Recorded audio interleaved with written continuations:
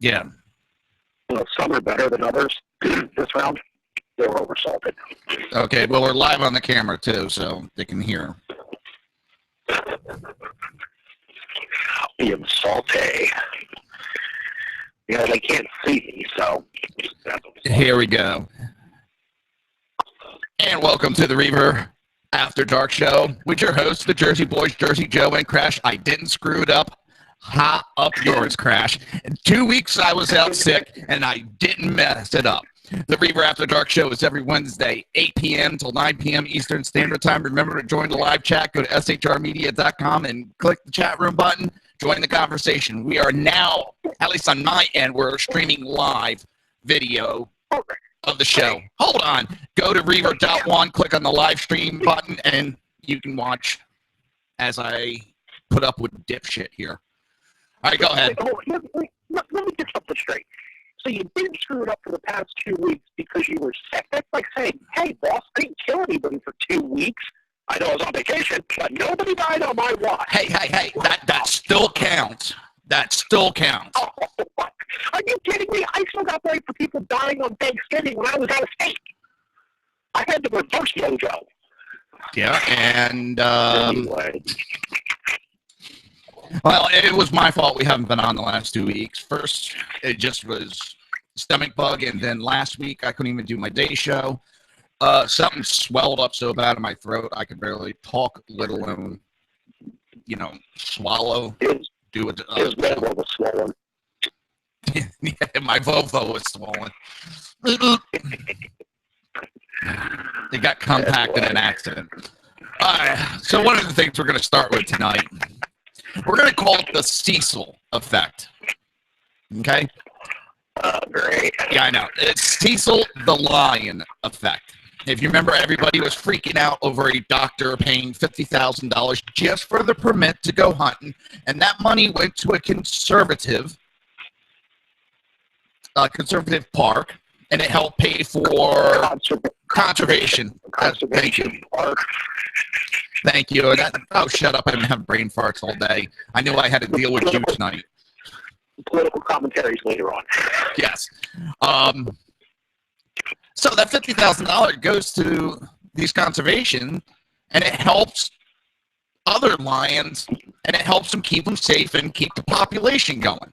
Well, what it also does is keeps the population from going too high where it interfere with the human population. So the Zimbabwe park may kill 200 lions as discouraged hunters result in overpopulation.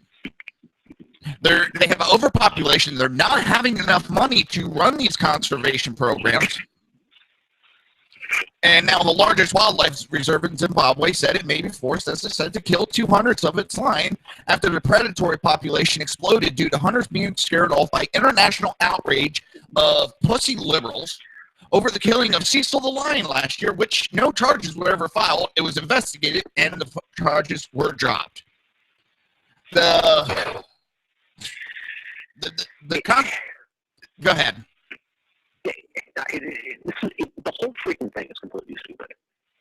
It's completely ridiculous. They do these conservation hunts for a reason. And guess what? They're not only done there. It's not only on lions. Conservation hunts are done worldwide because it helps keep different herds and different animal populations in check. Okay. You know what? That was the next paragraph in the article. Oh, well, okay. Sorry to jump ahead, but no. The matter is, if it hadn't been that one specific lion that had been killed, and if it hadn't been by an American, then there really wouldn't have been as much outrage. For some reason, we're to blame for everybody else's problems. Every time something goes wrong, it's got to be on us. Somebody from America was involved. Okay, fine. You want to keep blaming us? Grow the fucking set. Grow the hell up. Get off the freaking court. The whole thing is getting freaking ridiculous. They want to, okay, let's save the planet. Let's save all the animals. Okay, well, now they got so many freaking animals. The animals are killing themselves off, and the whole pride's going to freaking starve. There's not enough food out there. Or disease will run rampant. That fine. Disease will run rampant. Okay, other predators will get involved. It's the nature of the freaking beast. Now, if you want to say that it's natural selection, okay, dogs, hey, well, guess what? We are predatory creatures. We are hunters. That is what we are. Don't put yourself on some flipping pedestal that you don't belong on. It's plain and simple. Well, what it'll do is they'll start complaining people will have to give up money. And what's funny is the people that want to give up the money are the hunters that understand about the well balance that you need. And as I was getting ready to bring up, and you brought up, and the big cats have been decimating the population of antelopes, giraffes, wild dogs, cheetahs, leopards, which have become easy prey after a dry summer left the grass short. This is all together, and the ones that really care about the animals are actually the hunters. They care more about the animals. They have the understanding of that well balanced, that balance that is needed of both hunter and prey. And the money that it makes by allowing these hunters to come in and hunt these and thin out the herd are the ones that care about the animals, not these left-wing, bleeding heart, oh, my pussy hurts liberals that are complaining about it. The funny thing is, okay, so bleeding heart, bleeding heart liberal. All right, what would you say the average donation is? An average donation to an animal conservation, what do you think they donate? I probably with liberals, probably about $5-10, if that. $5-10 per what? Per what amount of time? A month? A week? I'd say a year. I mean, they pick up a cup and throw it in the garbage. They think they are saving a landfill. Let's go with this. Let's say that they give $1 a day. That's $365 per year. So your bleeding heart is getting $365 a year. Let's say it's $3 a day. Let's say you're getting $1,000 a year to help with animal conservation, and that's all you're doing. The only thing you do is give $3 a day. It's about $1,000 a year. It would take you 50 years to contribute to what one conservation hunter does on one trip. Now, that is only the ticket for him to go there. Well, that's just the permit. The travel. That does not include the food and board. That does not include what he pays into the local economy while he's there, because he's going to do other stuff. Oh, yeah. And that's also not going to include the fact that he's actually providing a service. Now, he does that once. A lot of these guys, it is a one-time a year. It's one time a lifetime, because it takes a long time to save up $50,000 or something like that. Because at the end of it, they spend well over $100,000. Let's just get that straight. I mean, this isn't like this is like a once-in-a-lifetime trip for these guys. It's like, I don't want anybody freaking climbing Mount Rushmore anymore because it causes avalanches. Oh, I know it's a once-in-a-lifetime thing, but I don't agree with it. Come on. It's getting ridiculous, Just because, and this is the best way I've heard the explanation, the difference between a Republican and a Democrat is, for the most part. If a Republican doesn't like hunting, he doesn't go hunting. If a Democrat doesn't like hunting, he tries to stop everybody from hunting. If a Republican doesn't like meat, he doesn't eat meat. A Democrat will try to stop everybody else from eating meat. Just because you think you're justified because it makes your heart flutter doesn't mean you are justified. And we didn't even Crash started to get into it, of the economical effect that it has on the villages, the surrounding economies. Because a lot of these villages, that's the only money they make is from these hunters coming in. And no, you're not going to be bringing in, big chain stores so they can get their Walmart put in and they can get minimum wage. This is their living. This is how they make a living. The whole village caters to bringing in these big hunters. And now, because of a bunch of bleeding heart pussy Democrats that are upset that one damn line they never heard of before, never cared about before, and now they've scared off all the hunters, and now a whole conservation is going to pay the price because a few bleeding heart liberals want their heart to be fluttering nice and warm.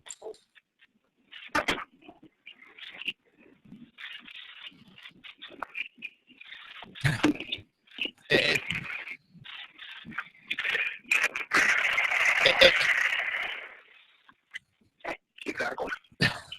It's infuriating to me.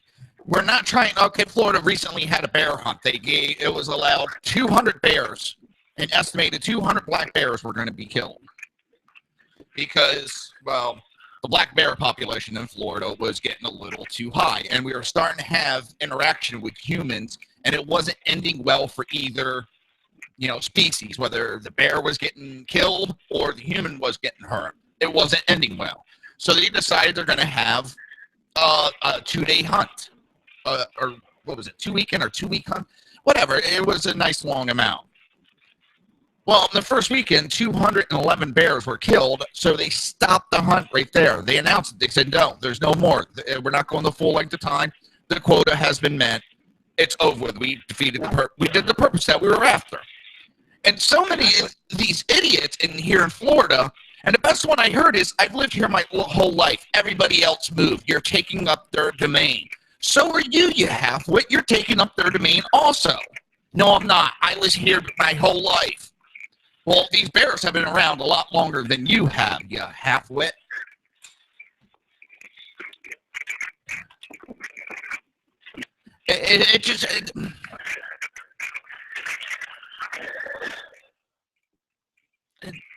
They're going to complain about every little thing. They want these animals to be surviving and flourishing, but they don't want everybody else interfering, but they're allowed to interfere. And that's what really pisses me off. They have the capability to interfere. They can live where they want, but they're going to complain about everybody else. Well, you know what? If they want them to survive and thrive on their own, no interference, get the gun butts out of there. Get the feeding stations out. Get the medications out. Yeah. Stop tagging them. Stop tracking them. Stop all that. If that's how you want to do it that way. It just pisses me off, God, it's infuriating that they can't see the forest in front of their face. How basic and how simple it is of that hunters aren't just out there, beating their chest going, oh, look at me, I shot something by.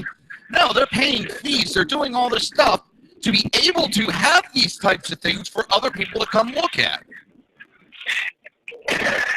The funny thing is, it's the liberals, the leading hearts, and the first ones that will jump up and down.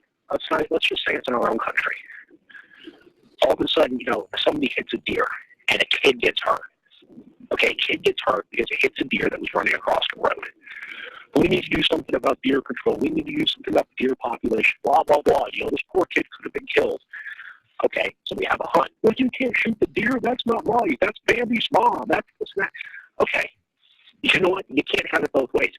You let the animal go back to the way it was and have back its territory, it overruns us, and vice versa. It's called living in harmony. Okay, that's the end goal.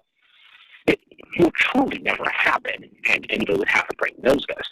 But it's about trying to find a balance in there somewhere. Now, me personally, you hit a deer. How quickly does that deer die? Oh, it doesn't die immediately. It could take up to weeks. Sometimes they might die immediately. Other times they don't. Now, if the deer gets hit and runs off through the woods, what do most motorists say? Oh, thank God the deer lived. Well, guess what, people? The deer did not live. It limped away with a broken leg. The deer is dead and does not know it yet. Yeah. Because its adrenaline is kicked in. Now, here's the difference with a hunter. Hunters, true hunters, they are fairly decent marksmen before they even go out. Because a true hunter wants what's called a clean kill. In other words, they don't want the animal to suffer, and yes, they do want the most usable meat, because most hunters, guess what? They use the meat. But the animal never goes to waste. Okay, now, you really can't eat roadkill. Technically, yeah, you can't. Well, there's some places in Texas and Louisiana that say different. Yeah, I know, but anybody that's eaten, we're not going to get into that whole debate. The fact of the matter is, you go for the clean kill, okay? And all hunters that I know, if they take that first shot and that deer takes off, the first thing the hunter does is one, second guess their shot placement. Wait, that should have hit, or what happened. Then they go to the spot where the deer was when they fired the shot, and they look for the trail. And if there is blood, if there is any sign of injury, they will track that animal. That animal will not die in vain. That animal will not suffer for long. Because if they did survive that first shot, the hunter will track them, they will find the animal, and they will humanely put it down. Now, how many bleeding heart locals will do the same goddamn thing? I know. The problem is they see only the small percentage of sports hunters that shoot and walk away. That small percentage, that's the only thing they want to talk about. They don't look at the rest of the hunting community. And part of this program that they talk about with these lions, it says that there's 200 lions. If they could find a place, and if anyone knows of a suitable habitat for them where they will not land up in human conflict, in wildlife areas where they will be beaten up by existing prides, to let them know and help raise the money to move them, because it's not going to be free of cost to move these 200 lions. And there is a UK-based Lion Aid charity organization that told this newspaper there is nowhere in Africa which could take this many lions. You know, they forget about that part. When they make all this fuss and make death threats against a human, they don't think of the consequences. And it was brought up this would happen, and they were told, no, it won't. You're just doing a fear base. Well, guess what? It's already come true, and we haven't even been a year out. It's amazing how fast animals will breed. Well, they have high populations because of the fact that they knew they had hunters coming in, so they needed those populations to an overstock, so to speak. Here's something food for thought. This was a conversation that I had with a hunter. Now, he was a waterfowl hunter, which, for those of you who don't know, that is duck season. Okay, duck season. Yep, rabbit season. Okay. That's what he generally did. Well, he decided to get deer meat one year. He wanted to try to cut down on his grocery bill. The costs are on the rise. So he wanted to get some venison to feed his family. Decided to go for deer. That's a great shot. But he was up against a game he was not as familiar with, and he was shooting a load that he was not as familiar with. You said shot a load. Okay. It was a slug. Well, he brought 2 rounds with him. Fired the first shot. Deer took off running. What the hell? Saw a second deer come running by. Fired the second shot. Deer took off running. Couldn't believe it. He was like, I cannot believe I missed twice. I was so pissed at myself. So I went down, got out of the stand, went down, found 2 separate blood trails, tracked them both. One died shortly after. He only ran, maybe 30, 40 yards. The other one he found was still alive. He only brought 2 shells with him. Ouch. He ran to his parents' house, woke his dad up. His dad gave him some ammo, went out with him. The other deer had expired by that point. And he learned a very important lesson. Yeah, always make sure you have enough rounds. He literally, and the lesson was, every animal you want to take, you always leave one shot unused, and that is the mercy shot. That is the oh fuck. You always come out with at least one that you did not fire. He did not go hunting for, I think, 5 years after that. It devastated him. Yeah, it will. For the simple reason. Now, those animals did not die in vain. They both got used. Both his family and his father, they both had enough meat to get through quite a few months. However, it screwed with him emotionally because he never looked at himself as a killer. And to him, he knew those animals had suffered. It took him 5 years before he would go back out, and he went right back to waterfowl. But I think he just now started going back after deer again. And now he'll only do it with somebody else that's more experienced. He learned the lesson. Hell, I'm a Republican and I like hunting. And granted, I haven't gone yet. One of these years I will go. But as you know, I have 3 fish tanks. I was converting one of the fish tanks from one type of fish to another, and I still had it was like a 7-inch suckerfish, and I forget what else I had in there, some minor stuff, and a crayfish. So what I did is I gathered them up out of the tank and brought them down to the local fish aquarium place that I deal with, and I gave it to them. And one of the people were looking at me and goes, "Well, why'd you do that? You're not getting any money for them." I said, "Yeah, but I'm not going to kill these fish just because I feel like changing a tank. I could bring them here, give them to him, and he can sell them for a couple, like at 50 cents. I don't give a shit." I said, "It's better than senselessly killing them." I mean, I couldn't even kill a couple of fish and a crayfish from my fish tank. It's ridiculous. Here's one for you. We had you've been to my house. You see the size of my wastewater fish tank. Yeah. Not quite as extravagant as yours. She spent a lot of time, a lot of money. She loved museum fish. We had like some type of shark in there, a bunch of different things. Beautiful tank. We lost power in the middle of the summer. Water couldn't aerate. Yeah. You could actually see the fish's gills working overtime because they couldn't get enough aeration in the water. Now, I'm a hunter. You want to say that I don't care about animals? If somebody doesn't care about animals, hook up an oxygen type system to regulate the water. I did. I hooked up. I used a dual system, one pumping clean air, the other pumping medical grade oxygen into the base of the tank to turbulate the water and oxygenate the water, and the fish actually started doing better. And yes, I did do that. I just laugh because that's something I would have done too, and it just. The one last thing before break. One last thing because we got to go to a break. We're already majorly late for it. I saw an article and I read it, and we got to realize. It was a liberal that wrote the article, and it chastised people and hunters and said that we need to go to the stores to buy meat where it is unharmed during the processing and making of the meat.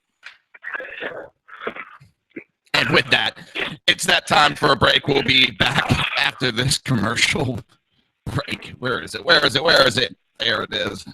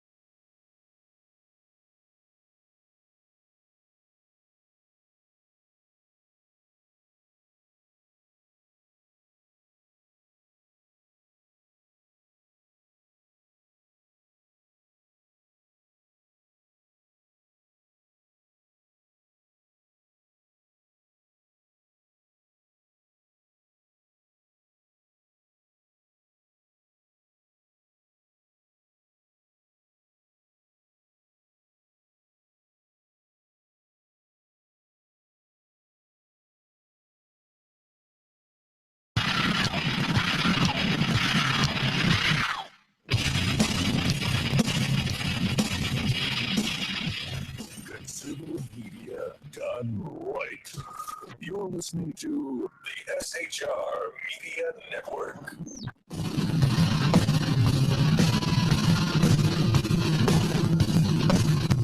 You have been listening to Reaver Common Sense, hosted by my dad, Jersey Joe.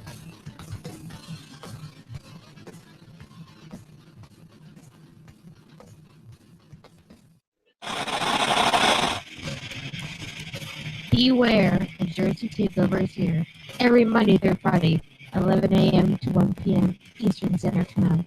You can catch the Reaver Common Sense Show, hosted by Jersey Joe, right here on shrmedia.com and HighlandsDailyNews.com. Only Jersey can deliver hell like no one else, so consider this your fair warning.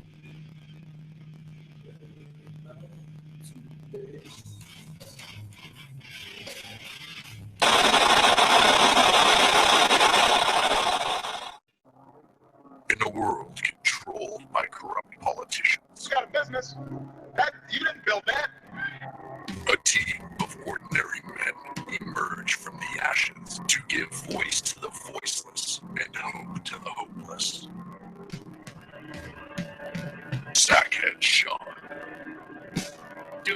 St. Catherine's doing Sackhead Clint. All good friends of ours usually show up drunk. Also starring Saki as the producer. I'm a little bit drunk, cause I'm drinking. They are the Sackheads Radio Show. Every Wednesday at 8 p.m. Pacific on shrmedia.com.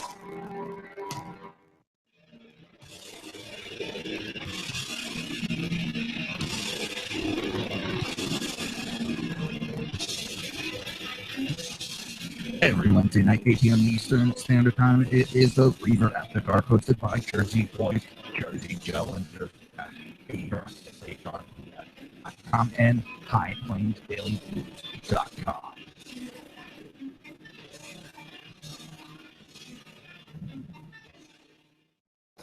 Times are dark. The people misled by corrupt politicians, lied to by establishment media, and deceived by the false messages of Islam. A nation in confusion needs a guide. It needs a man with a cane. I'm Dave Milner. Join me on Spreaker, SHR Media, High Plains Talk Radio, Live Rebooting Liberty, and YouTube for a unique brand of commentary on the unpleasant blind guy. Because truth is not always pleasant. If you miss any of the Reaver Common Sense or Reaver After Dark show,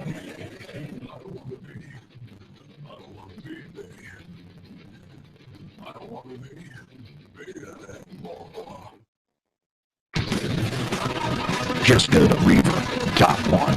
While you're there, click the like button so you can keep up with everything Reaver. Now, back to the show.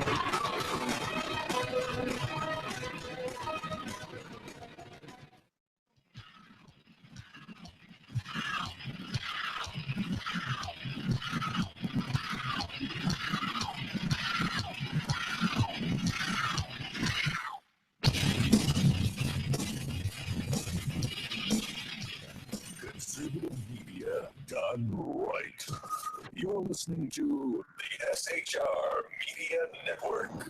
This show contains language that some viewers may find offensive. Listener discretion is advised. And now on to the show. And welcome back to Reaver After Dark with your host, Jersey Joe and Crash. Unfortunately, Crash had to get going. Something popped up and one of his kids needed help with homework, so he had to get out of here. Remember, if you want to become part of the conversation, just go to shrmedia.com, click on the chat room button, join the conversation. If you want to watch a live stream, just go to Reaver.one, click on the live stream button, join the conversation. Or you can watch the show, excuse me. I want to throw out, I forgot to throw out at the beginning of the show, I want to throw out a very happy birthday to a good friend, Chris Ferrantu. Today's his birthday. He's not feeling good, but, you know, you're above ground, Chris. That's the main thing. All right, NBC has fired Melissa Harris Perry. According to NPR, NBC has fired Melissa Harris Perry, who hosted a weekend show on MSNBC. Over the weekend, Harris Perry refused to host her show, protesting what she believed was MSNBC's consistent preemption of her show in order to cover the presidential primaries. You mean like how somebody's got to do it show from shit, I really can't remember his name. Mike Rowe. How his show has gotten interrupted on multiple occasions because of news and it's on CNN. Well, that's what's going on with MSNBC. It's getting preempted because of presidential primaries and other issues. NPR's Dave reported Harris Perry told friends she'd been asked to redesign her show to make it newsier. Last week, Harris Perry made public a letter to her staff complaining about her treatment from MSNBC. She wrote, "As of this morning, I do not have any intentions of hosting this weekend because this is a decision that affects all of you. I wanted to take a moment to explain my reasoning." She's basically throwing a hissy fit.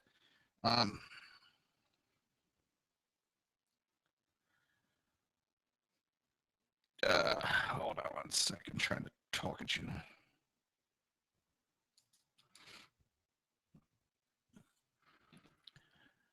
Some unknown decision maker, presumably Andy Lack or Phil Griffin, has added my name to this spreadsheet, but nothing has changed in the posture of the MSNBC leadership team towards me or towards the show. And what she's also forgetting is a couple months ago, MSNBC finally really started realizing the downward spiral the company, because that's what it is, the company was in from the type of shows that they had going on, was not popular with what people wanted to watch. So they announced that they were going to go back to doing the news and getting away from being a political machine. I know they haven't yet, but it's a slow process to transform. It didn't happen overnight that they became this left-wing media machine. It takes a little time to correct. And if they're telling her they wanted a little bit more newsier, they want to go more towards that than her wearing tampons as earrings, well, how is that limiting her? If she wants to be a spokesman for tampons, that's fine. If she wants to do news and be on a supposed news station, well, then they get to call the shots. That is what, it's their show. It's their television station, I should say. You don't like it? You go on without. You walk away. Putting me on air seems to be a decision being made solely to save face because there is a growing chorus of questions from our viewers about my notable absence from MSNBC coverage. So in other words, they're not letting her play all the reindeer games, so she's throwing a fit. Social media has noted the dramatic change in editorial tone and racial composition of MSNBC's on-air coverage. So because there's a lot of left-leaning it's really pushing. They going a different direction and they're changing stuff. I'm actually sitting back kind of laughing at MSNBC because they've created their own environment and caused this issue themselves. They have no one else to blame but themselves. They caused this. That's why they didn't fire Al Sharpton. That's why they moved him a Sunday early morning when most of his listeners are at church.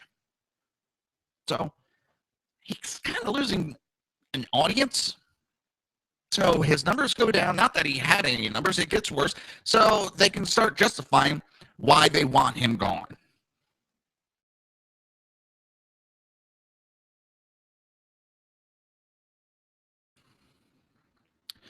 In addition, Dylan Byers of CNN has made repeated inquiries with MSNBC's leadership and with me about the show and what appears to be its cancellation.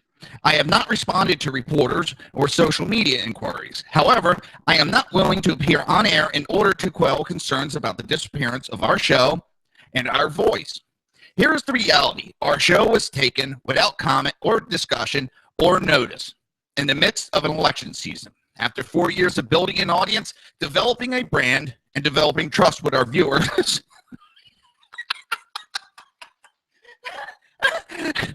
I couldn't even say with a straight face. I mean, that's such bullshit right there. The brand of you wearing tampons as earrings because you're upset about some silly thing. Your audience, what, the whole 3 members of them? You went from 2 to 3? We were effectively and utterly silenced. Now, MSNBC would like me to appear for 4 inconsequential hours to read news that they don't deem relevant without returning to our team any of the editorial control and authority that makes MHP show. So basically, they're tired of the embarrassment of you going on with tampons as earrings, you going on and making these wild accusations that you have. So they want a little control because you've embarrassed the friggin' station. The purpose of this discussion seems to be to provide cover for MSNBC, not to provide voice for MHP show. I will not be used as a tool for their purpose. What the hell were you? You already were, so am I. We're all tools to a point. I am not a token mammy or a little brown bobblehead. I am not owned by Lack, Griffin, or MSNBC. I love our show. I want it back. I have wept more tears than I can count. And I find this deeply painful, but I do not want on air at any cost. I am only willing to return when that return happens under certain terms. Undoubtedly, television nurtures the ego of those of us who find ourselves in front of bright lights and big cameras. I am sure ego is informing my own pain in this moment. But there is a level of professional decency, respect, and communication that has been denied to this show for years. And you have done it to the people, too. You have denied any respect, any decency. You have spewed crap out of your mouth for 4 years. And you didn't think it was going to come back and bite you on the ass?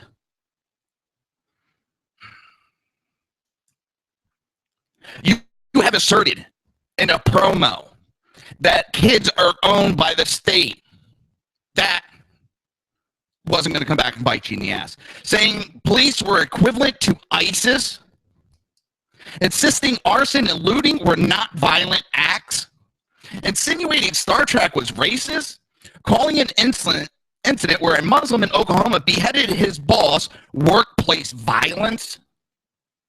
And the greatest moment of all, wearing tampons as earrings to show her support of abortion Barbie Wendy Davis. That is the garbage that you have spewed for 4 goddamn years.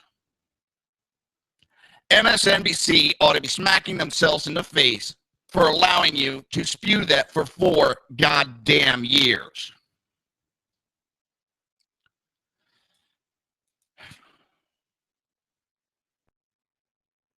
I am sick and tired of the self-entitled. They spew this crap and then get upset when it bites them in the ass. I know what I say on my shows. I know what I say. I know there's a chance it could sometime bite me in the ass. I talk with Sackhead Sean and see if he's okay with it, that maybe I do need to tone it here and there. I'm not going to change everything about my show, but I know I do have to. I can't be doing stuff that is going to piss off the people that pay the bills. I can't just run around saying whatever I want and think there's going to be no consequences for what I say. It is absolutely ridiculous. The consequences are you have no ratings. MSNBC has a business to run. They're probably losing sponsor after sponsor after sponsor. So unfortunately, yes, they do have the right to come in and take control. And your recourse is you leave like you did. Well, you don't just protest. You leave, you quit, you walk on, you go to the next best thing. So you've now been fired. Maybe you can learn that assessing that the state ownership of children, the government owns our kids, saying police were equivalent to ISIS, and arson and looting is not a violent act. Maybe now you'll be able to understand that cutting someone's head off and being a Muslim is not workplace violence.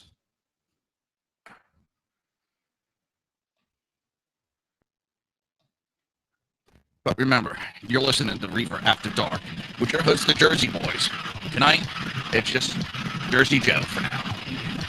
You're listening to Reaver After Dark right here on shrmedia.com and hppundit.com and rebootingliberty.com.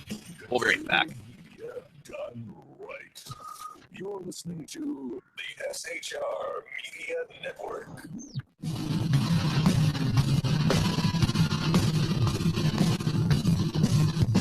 You have been listening to Reaver Common Sense, hosted by my dad, Jersey Joe.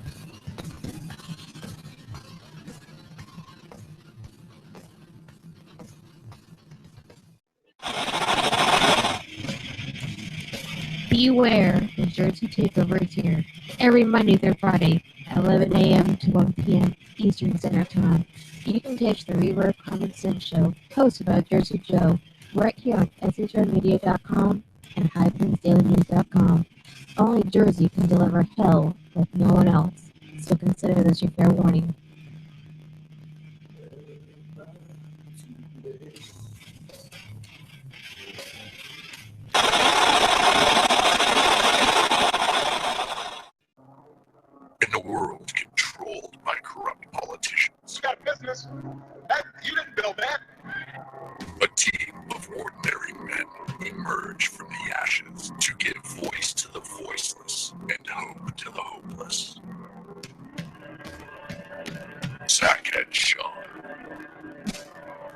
Beyonce Catholic student, Sackhead Clint.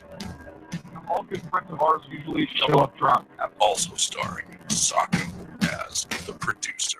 I'm a little bit drunk, I'm a little bit drunk, 'cause I'm drinking, drinking, drinking. They are the Sackheads Radio Show. Every Wednesday at 8 p.m. Pacific on shrmedia.com.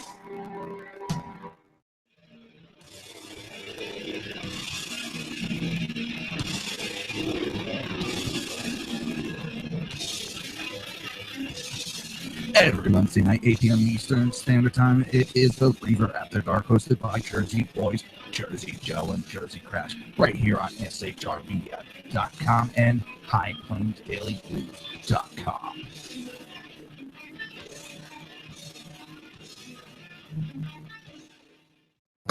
Times are dark. The people misled by corrupt politicians, lied to by establishment media, and deceived by the false messages of Islam. A nation in confusion needs a guide. It needs a man with a cane. I'm Dave Milner. Join me on Spreaker, SHR Media, High Plains Talk Radio, Live Rebooting Liberty, and YouTube for a unique brand of commentary on the unpleasant blind guy. Because truth is not always pleasant. If you missed any of the Reaver content or Reaver After Dark show,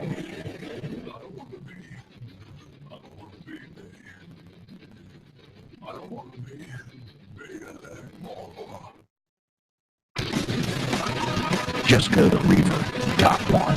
While you're there, click the like button so you can keep up with everything Reaver. Now, back to the show.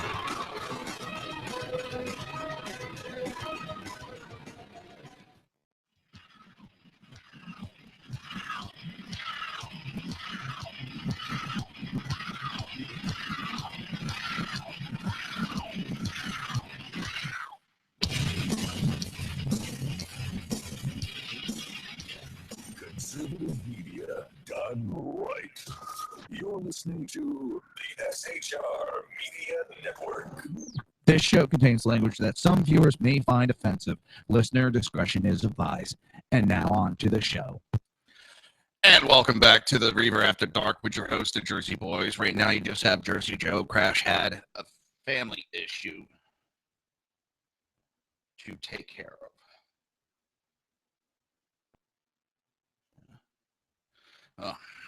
Wife sending me pictures. My daughter's at Taekwondo right now. So, but yeah, Crash had one of his daughters needed help with his homework, so he went in to help. He's being a good father, and that's what fathers do. I mean, and we're not getting paid for this show, so him, running inside. But I do want to apologize for the last 2 weeks. I've been out sick. It seemed like as I got one thing cleared up, I wound up with something else. And last week, up until actually yesterday, my throat was so swollen I couldn't really talk. I did my show during the daytime Friday and Monday. And remember, Monday through Friday, 11 a.m. to 1 p.m. right here on shrmedia.com, the Reaver of Common Sense, with your host, me.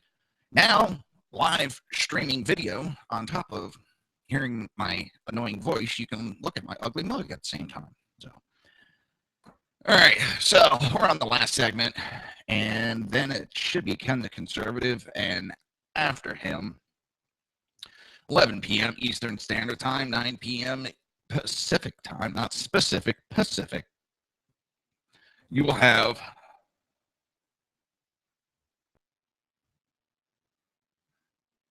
Sackhead Show.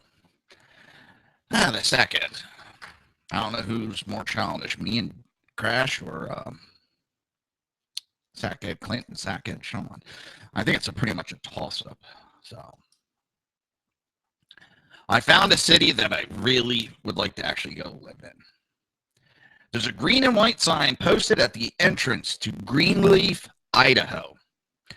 Warning, would-be criminals. Welcome to Greenleaf, Idaho. This is not a gun-free zone. There are a total of 5 such signs, including 2 on the state highway leading into the community.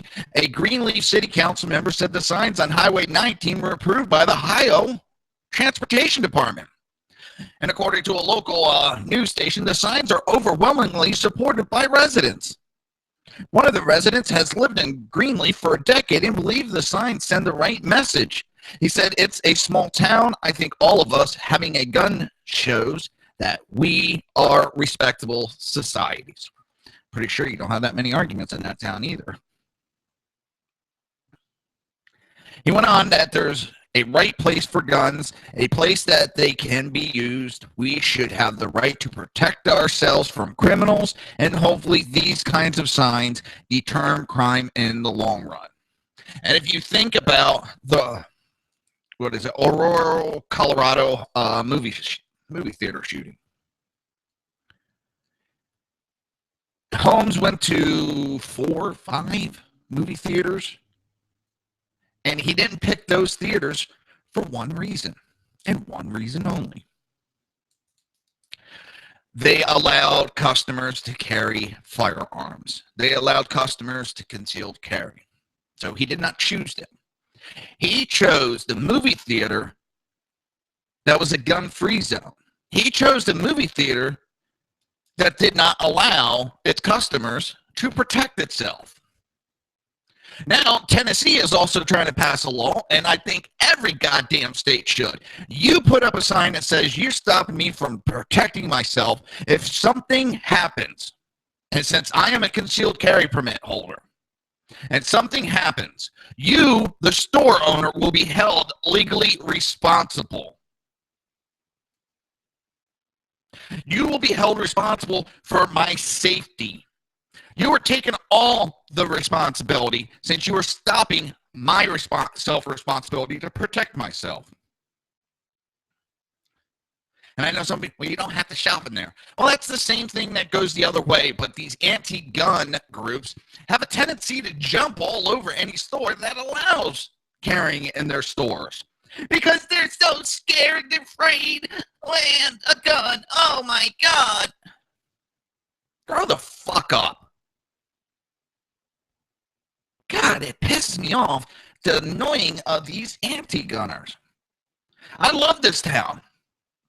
It has just over 800 residents, and the city urges residents to own firearms and to get weapons training in their city code. There's only been one complaint, and it came from a Greenleaf resident who did not disagree with the message, but thought the signs might be too wordy. When they first went up, I actually had to read them twice because of the not a gun-free zone. You kind of have to read that. I wish it was a little bit more clear. That's a town I would love to live in. All right, and as we all know, yesterday was Super Tuesday. All the votes happened. And Jake Tapper,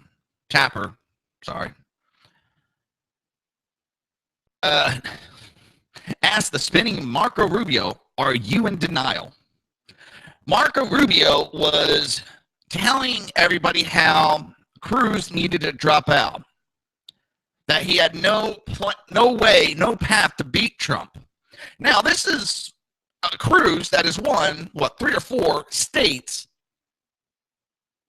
is second in delegates, as Rubio is bringing up the 3rd place with 1 state won, and he's telling Cruz how he needs to drop out.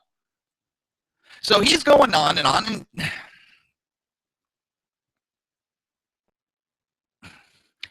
he's going on, and even Rubio's super PAC over at Fox News wasn't buying it. But CNN's Jake Tapper could hardly contain his disbelief at Rubio's Rainmanian spin. Near the end of the interview, Tapper just came out and asked, "I'm wondering if there's a certain amount of denial that you're in about this race." And then they had a perfect picture in this article of Tapper's face. It was beautiful. I mean, don't like CNN that much, but they've actually been hitting a lot of points lately. I will give credit where credit is due. If anyone should be stepping out of this race, especially after the 15th, because that's when Florida primary is. And that's kind of the second home for Trump and Rubio's home. And it's not looking good for Rubio. It really isn't as of right now. I know things can change, and I'm not saying it's done, it's over. No, I'm saying as of right now, it is not looking good for Rubio. So after that, if he doesn't win his own state, he's the one that needs, because he is in denial. He's the one that's really not doing that good right now. He is not looking good right now. He's swirling the drain. He's swirling it. But Tapper, Senator, you keep on saying that, and Trump keeps winning states. And you're talking about Virginia, and that's another state that Donald Trump won, which it should have been Rubio. Rubio should have won that, because that's where most all of these lobbyists and the supporters that are supporting Rubio live. The politicians, a lot of them live in that area. It's all these contractors and so forth that are sponsoring Rubio, and Trump wins Virginia. And Rubio goes on, no, Jake, we're in the win-take-all phase of this. This is about delegate counts. In a usual race, you'll have a front runner, and people would be saying you need to drop out and rally around the front runner. What people are saying is fight as hard as you can. And after the interview is just ending, Tapper said, call it determination, call it denial. And that's exactly what Rubio is right now. If after the 15th, it's to the point, even Lindsey Graham is jumping on the Cruz train right now. Mr. Lindsey Graham that said that Cruz could get shot in the middle of the Senate floor and no one would say a word.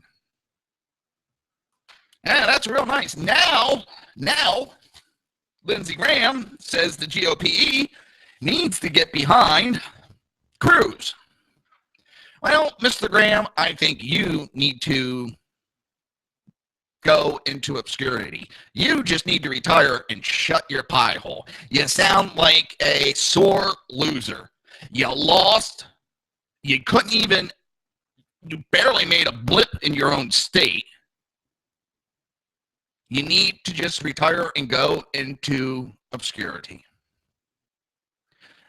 Most of us are tired of hearing about you. We're tired of hearing from you. I would rather see you go off into the sunset and take McCain and have Biner leading the trail. Graham, stay out of the news. You really sound like a sore loser. You couldn't do shit in the presidential primary, and now you're going to cry about everybody else. Well, Trump kicked your ass in South Carolina, and you weren't even there for the primary because you had to drop out because you were doing so bad. You sound like a sore loser. Shut your mouth. Stop going into the media and saying what people need to do and what the GOP. You are the problem with the GOP. You, McCain, Biner. You are the problems with the GOP. You have sold your soul so long ago. You have been a politician for way too long that you believe your own bullshit. You are an example of term limits. There's many examples, and right now you are showing the perfect reason why we need term limits. You should have been censured. You should have been forced to resign after your comment about Cruz being shot on the Senate floor. I may not be a supporter of Cruz, but as I always say, what I feel is right. And making a disgusting comment such as that, it's vile and you should be censured and sent to retire and sent out to a pasture. No, not to be a stud, because you are certainly a dud. With that, I will be on tomorrow, 11 a.m. to 1 p.m. Eastern Standard Time, right here, shrmedia.com and hppundit.com and rebootingliberty.com. Until tomorrow, everybody. have a good day. Or have a good night. Remember, Sackheads coming up. 11 p.m. Eastern Standard Time. Up next is Ken, the Conservative. I've been around this world, yet I've seen no end. All stuff fade to black again and again. This storm has broken me, my only friend. Yeah. In this river, all shall fade to black. In this river, ain't no coming back. In this river, all shall fade.